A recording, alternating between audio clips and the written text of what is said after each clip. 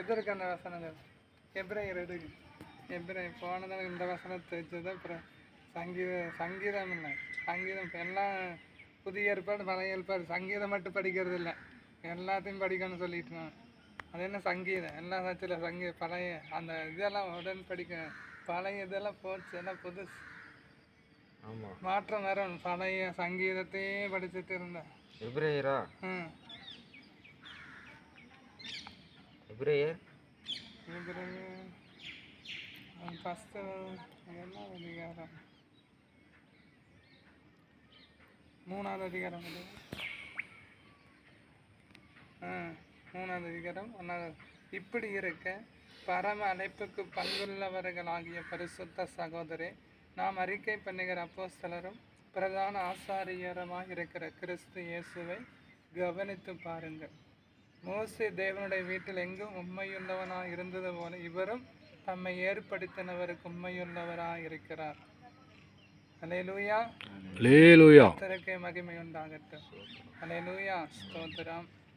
மோசே தேவனுடைய வீட்டில் எங்கும் உண்மையுள்ளவராக இருந்தது போல இவரும் என யாரு? கர்த்தராகிய இயேசு கிறிஸ்து. இவரும் தம்மை ஏற்படுத்தினவரார், பிதாவுக்கு உண்மையுள்ளவராக இருந்தார் எல்லாவற்றிலும். இன்றைக்கு நம்மளை பார்த்து ஆண்டவர் சொல்லுகிறார், உண்மையுள்ள மனுஷன்தான் கர்த்தர் ஆசீர்வதிக்க முடியும். எல்லா காரியத்திலும் உண்மையா இருக்க வேண்டும்.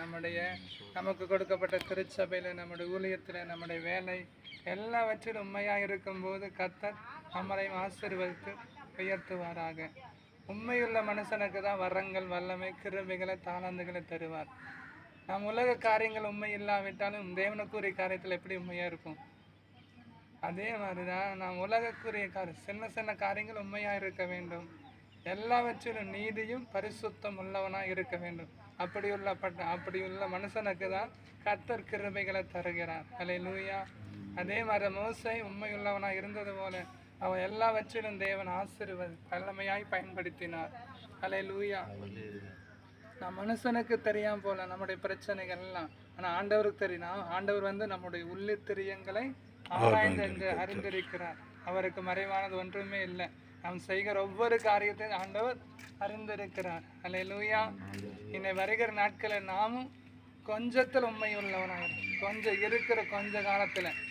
கொஞ்ச காலத்தில் தான் நாம் ரட்சிக்கப்பட்டு இருக்கிறோம். நாம் ஆதி கிறிஸ்தவர்கள் அல்ல, நம்முடைய முன்னோர்கள் கிறிஸ்தவர்கள் அல்ல. நாம் இப்போதான் வந்திருக்கிறோம். நாம் கொஞ்ச காலத்தில் நாம் உண்மையாக இருந்து ஆண்டவருக்கு உண்மை மொத்தமாக இருந்து அவரோட ஊழியத்தை செய்யும் போது நம்மளை வருகிற நாட்களில் பயன்படுத்துவார். அல்லேலூயா. நம்ம கர்த்தர் நம்மிடத்தில் எதிர்பார்க்கிற உண்மை என்னங்க? உண்மையான சத்தியம் தான். அதான் நானே வழியும் சத்தியம் ஜீவனமாக இருக்கிறேன் ஆண்டவர் சொல்லிக்கிறேன். அவர் தான் வழி, அவர் தான் சத்தியம், அவர் தான் ஜீவன்.